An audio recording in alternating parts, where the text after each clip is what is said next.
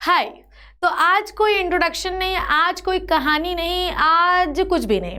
आज आप लोगों को एक स्पेशल वीडियो बना के दे रही हूँ मेरे प्यारे बच्चों, जिससे आपको ये पता चलेगा कि बायोलॉजी के डिफरेंट टाइप ऑफ क्वेश्चंस को आपको कैसे अटेम्प्ट करना है, चाहे कोई भी एग्जामिनेशन हो। इट्स नॉट अबाउट कि आपका हाफ ईयरली है, क्वार्टरली है, ये टेस्ट है, वो टेस्ट है।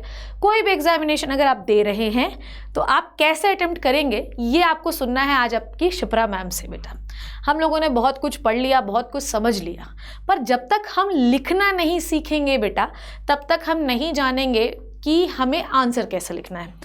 पिछले कुछ सालों में जिन बच्चों ने एग्जामिनेशन को पास किया, कोविड वाले बच्चे जो कि कोविड पीरियड में पास हुए, जो लास्ट ईयर वाले हैं, उनके में सिलेबस का डिडक्शन हुआ था, जिसकी वजह से उनको काफ़ी फ़ायदा भी मिला। पर अगर मैं बात करूं कि अगर उनका भी डिडक्शन नहीं हुआ होता, चाहे मैं जनरलाइज किसी भी बच्चे की बात करूं, किसी भी ईयर के बच्चे की बात करूं, तो आपको बायोलॉजी का आंसर कैसे लिखना है आज आपको थोड़ी सी टिप्स एंड ट्रिक्स बताती हूँ। टिप्स एंड ट्रिक्स बताने के बाद आप जब अपना आंसर लिख के प्रैक्टिस करेंगे तो आपका आंसर जो होगा वो पहले से ज़्यादा अट्रैक्टिव दिखेगा और ज़्यादा अच्छा लगेगा। इस अच्छे आंसर का जब ऑब्वियसली यार जब हम सब्जेक्टिव एग्जामिनेशन देते हैं तो अगर उसका प्रेजेंटेशन बहुत अच्छा होता है तो उसका इम्पैक्ट भी सामने के वाले के ऊपर, जो भी चेक कर रहा है आपकी कॉपी, उस पर अच्छा ही पड़ता है। अगर इम्पैक्ट अच्छा होगा तो नंबर भी अच्छे आएंगे। तो आज मैं आपको ये सिखाने वाली हूँ कि डिफरेंट टाइप के क्वेश्चन कैसे आते हैं और आपको कैसे अटेम्प्ट करना है। ठीक है, चलिए। तो सबसे पहली कैटेगरी जो कि आपकी आ भी सकती है और नहीं भी आ सकती है, सबसे पहली कैटेगरी जो मैंने चुनी है वो है ऑब्जेक्टिव कैटेगरी। ठीक है, तो अगर मान लीजिए आपके पास ऑब्जेक्टिव कोई क्वेश्चन आया है, ठीक है, अगर आपके ऑब्जेक्टिव क्वेश्चन आए हैं तो ऑब्वियसली उसका 1, 2, 3 और 4 ऑप्शन होंगे कि नहीं होंगे। ठीक है, मान लीजिए हम ये मानते हैं इसका A है, इसका B है, इसका C है, इसका D है। ठीक है, कोई भी क्वेश्चन हो सकता है। अब आपको ध्यान से समझना है। देखो, जैसे कि मैं तुमको एक क्वेश्चन भी फ्रेम करके दे रही हूँ जिससे आपको बहुत अच्छा भी लगेगा। ठीक है, process which removes metabolic waste। ठीक है, ये मैम ने आपको दिया एक प्रोसेस। ठीक है, अब इसका ऑप्शन मैम लिख रही है, क्या लिख रही है, मान लो पहला लिख रही है मैम जो है, तो पहला मैम लिख रही है मान लो डाइजेशन। ठीक है, दूसरा मैम लिख रही है ट्रांसपोर्टेशन। ठीक है, ट्रांसपोर्टेशन। ठीक है, फिर उसके बाद मैम लिख रही है तीसरा प्रोसेस, मान लो क्या लिख लें यार, कुछ भी लिख सकते हैं अपन, जैसे कि मान लो एक्सक्रीशन। और चौथा लिख रही है मैम नन ऑफ देम। ठीक है, अब मैम ने एक बहुत ही जनरलाइज क्वेश्चन फॉर्म किया है जो कि कहीं भी मिल सकता है। देखो भैया, अब आपको भी पता है कि इसका आंसर एक्सक्रीशन है, बट व्हाट अगर आपको इसका आंसर नहीं पता होता है। अगर हमें राइट आंसर पता है तो हम बिना जो है तो जय श्री राम की भी ज़रूरत नहीं है, अपन सीधा गए और टिक लगा दिया। पर मेरे प्यारे बच्चों, मान लो अगर इसका आंसर आपको पता नहीं होता तो आपको अप्लाई करनी है एलिमिनेशन टेक्निक। ठीक है, if you don't know the answer, अगर आपको आंसर नहीं पता है, do not know the answer, then what you will do, you will apply the elimination technique. समझ में आई बात? एलिमिनेशन टेक्निक जो होती है, it is the tremendous technique. Elimination technique में हम किसी राइट आंसर को सिलेक्ट नहीं करते, बल्कि इन ऑप्शन में हम ये चुनते हैं कि ये गलत क्यों है। तो हम डाइजेशन में समझ गए कि भैया इसमें कोई चीज़ बाहर नहीं करते, इसमें खाना पचाते हैं। ट्रांसपोर्टेशन में कोई चीज़ जो है हम ट्रांसपोर्ट करते हैं। बचा एक्सक्रीशन का मतलब ये बाहर निकालना। तो एलिमिनेशन टेक्निक जो होती है, it is a best technique to solve the objective question if you don't know the answer. If you know the answer तब तो कोई टेंशन ही नहीं यार, सही वाला आंसर टिक कर दो। तो एलिमिनेशन टेक्निक जो होती है वो बेस्ट होती है जब भी आप कोई ऑब्जेक्टिव क्वेश्चन सॉल्व कर रहे हैं। Then will move to the बच्चों 1 मार्क क्वेश्चन। ठीक है, 1 मार्क क्वेश्चन जो होता है, देखो 1 मार्क क्वेश्चन की, देखो मैं तुम्हें मैथ्स की बात तो बता नहीं रही हूँ, we talk about the biology. आपको मैक्सिमम इतना लिखना है। ठीक है, मतलब ये मान लो कि एक लाइन ये हो गई और एक लाइन ये हो गई, मतलब इतना हो जाए तो काफ़ी है। 1 मार्क में 1.5 लाइन से ज़्यादा या 1 लाइन से या 1 वर्ड से ज़्यादा इस्तेमाल मत करना बच्चों।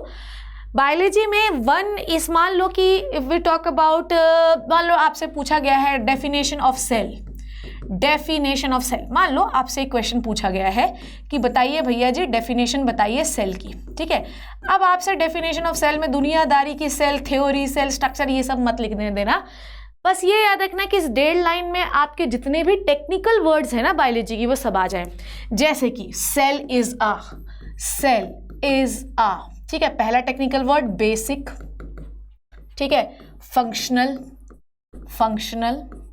स्ट्रक्चरल, ठीक है, basic, structural, functional, unit of life. तो आपने देखा कि अगर ये 1 नंबर का क्वेश्चन है, 2 नंबर का क्वेश्चन हो, तो आपको पूरे मार्क्स मिलेंगे, क्योंकि आपने वो सारे टेक्निकल शब्द का इस्तेमाल किया जिसकी ज़रूरत हमें है। ठीक है, अब मान लो ये 1 नंबर का आ सकता है, 2 नंबर का आ सकता है। फिर अपन आते हैं 1 या 2 मार्क्स में एक सवाल आ सकता है। मान लो कि हम मूव कर रहे हैं 3 मार्क्स पे, ठीक है, 3 मार्क्स में मान लो कोई भी क्वेश्चन आ रहा है, तो आपका ये इतना, हर 1 मार्क के लिए आपको 1 लाइन ही लिखनी है।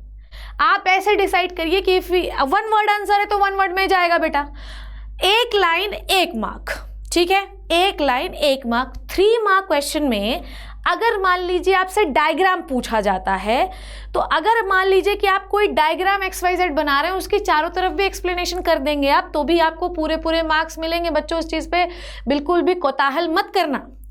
बायोलॉजी का यही ब्यूटी है कि अगर आप एक सुंदर सा डायग्राम बना देते हैं, साफ सुथरा, सुंदर का मतलब ये नहीं कि हर कोई अच्छा ही डायग्राम बनाए, सुंदर का मतलब ये है कि आपका डायग्राम एटलीस्ट ये समझ में आए कि जो तुमने बनाया है वो लेबलिंग क्या है। सुंदर बनाने के बाद उसके बाद जो है वहाँ पर आप एक्सक्रीशन कर दीजिए, इसका कोई मतलब नहीं है। आपका डायग्राम जो है वो साफ दिखना चाहिए, और जो चीज़ आप बना रहे हैं वो क्या लेबल है, ठीक है, सुंदर का मतलब साफ दिखना चाहिए, और लेबल क्या है वो दिखना चाहिए।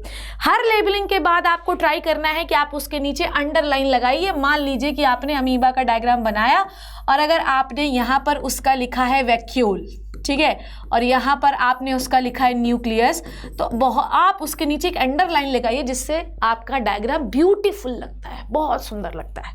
ठीक है, डायग्राम के लेबलिंग को हमेशा एक ही साइड पे लिखने का ट्राई करिए, अगर आपके पास जगह है तो।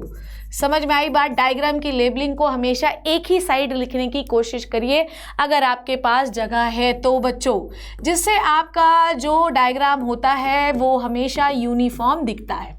3 नंबर के सवाल में भी आप 1.5-2 लाइन लिखकर एक सुंदर डायग्राम बनाकर पूरे 3 नंबर लिख सकते हैं।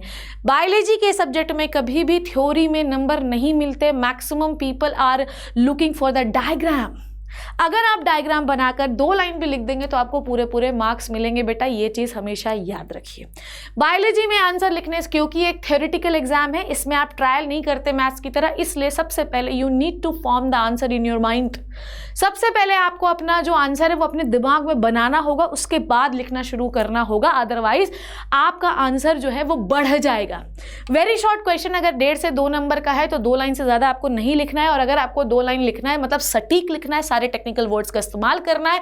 और मेरे प्यारे बच्चों, इसके लिए आपको कम से कम 5 से 6 सेकंड सोचना पड़ेगा कि आप क्या लिख रहे हैं, क्योंकि अगर आप बिना सोचे समझे लिखेंगे तो आपका आंसर बढ़ जाएगा और आपका एग्जामिनर आपके नंबर काट देगा। क्लियर है? 5 नंबर वाले सवाल में 5 मार्क्स में बेटा एसेंशियल है डायग्राम। समझ में आई बात? 5 मार्क्स में एसेंशियल है डायग्राम।